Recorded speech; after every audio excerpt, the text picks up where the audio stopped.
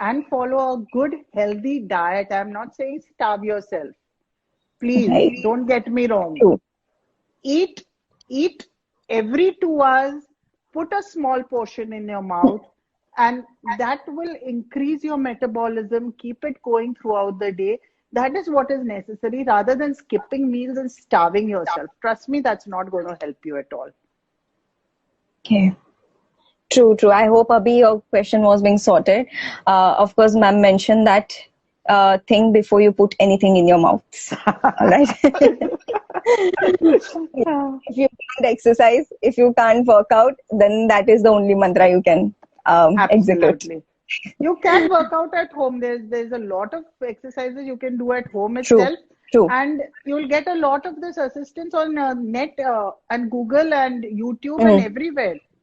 So it is right. all around. Today, information is just at our fingertips. Very true. So Of course. it's not going to be a problem to work things out at home also. Yeah, definitely. Of course.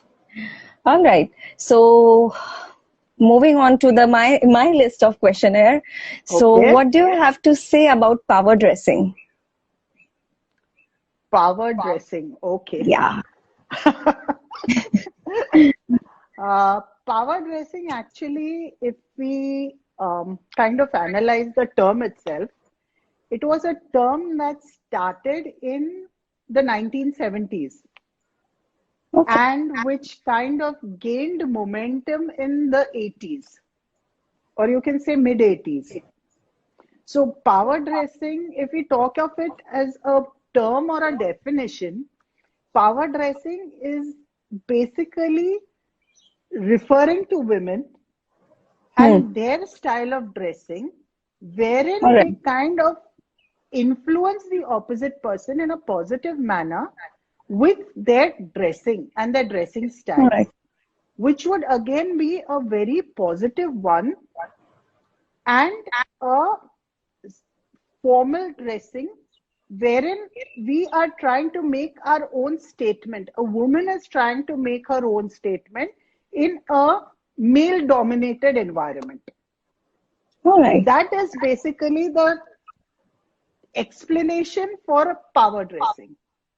So when Okay. we talk of power dressing, in today's terms, in today's world, it's basically dressing in a positive manner wherein you are portraying yourself in a position of power, Hmm. which could be a formal suit, something with a Okay. jacket, either a trouser or a skirt with a jacket, or if you're talking about Indian wear also, your sari, your salwar suits, all of them would fall under the power dressing category. But again, along with your clothes, your body language is something that plays a very, very important part when we talk of creating that impression, which Hmm. would go hand in hand with your power dressing. All right. Great. So I hope this actually gave an idea about dressing and sense and everything. So there is a question over here. Okay. Okay. Hi, Sapan. Good evening. Uh, so yeah, there is a question from Miss Khushbu Okay. that how do you manage work, family, and your personal life together? What's your mantra? Okay. Uh, Thank you, Kushbu, for the question. And the mantra for that is very simple. Again, it's just basic time management. Hmm. We all have 24 hours, no True. matter who it is. So, managing your work, family, friends, everyone in those 24 hours and balancing it well is where the main mantra lies. So, getting your priorities in order and sorting them out in a manner that they all fit into those 24 hours is what is important. Great. So that was a quick about something called time management. And yes, time management really plays a great role in one's life. You should definitely know about your priorities put things in place and prioritize them. Absolutely. Right. Absolutely. True, true, true. So now that we are, today we are taking up the points, basic points about personality development traits. So Right. this question, the next question is, I'm very Mhm. sure, a very favorable question in today's time for each and Okay. everyone out there. So that is, can you tell something about interviews and the interviewer's expectations from the interviewee? Okay. Well, when we are talking about interviews, we are talking about an aspirant who is looking out for a job and kind of marketing himself in a positive manner that yes, I am good for this particular job or this particular vacancy. So when we talk about an interview, first and foremost, what we have to understand is that both the parties want each other or need each True, other. true. It is not just the person who is looking for the job, but the employer also is looking for someone who is good, who is dedicated, and who will take the company forward. And well, True. that is the kind of image you got to portray when you go for an interview. That is very important.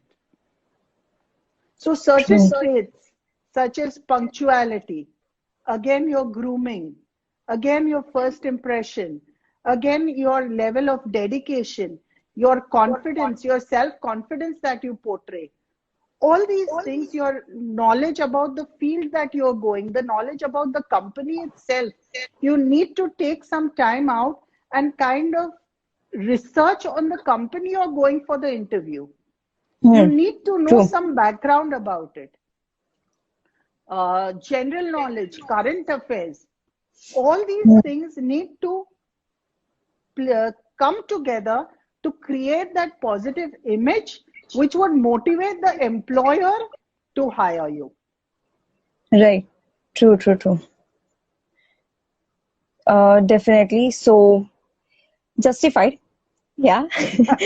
So, all right. So as now that we have discussed about interviews, I would like, Hmm. even, if you could just put some light upon the topic non-verbal self-introduction.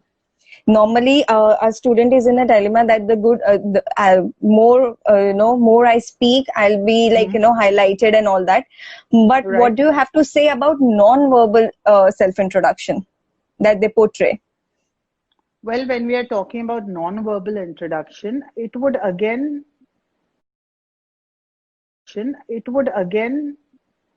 somewhere fall in the first impression bracket. Because Right. yes, that would be once you enter the interview room or once you're meeting someone for the first time, what would be created would be that first impression, because that would be non-verbal, where the person is just seeing you for the first time. After that, once you are introduced and once you start talking, the verbal comes into play. So when we talk of non-verbal, it is again the first impression that is being created. For which reason, True. certain points very important. Punctuality. Okay. This concept is not very seriously taken, I've Yes. seen, in a country like ours.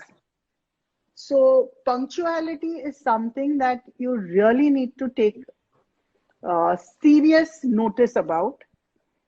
That could be any way, whether you're going for an interview, you're going for a party, you're going for a dinner, you're going for a date, you're going to school, you're going to college, wherever it is.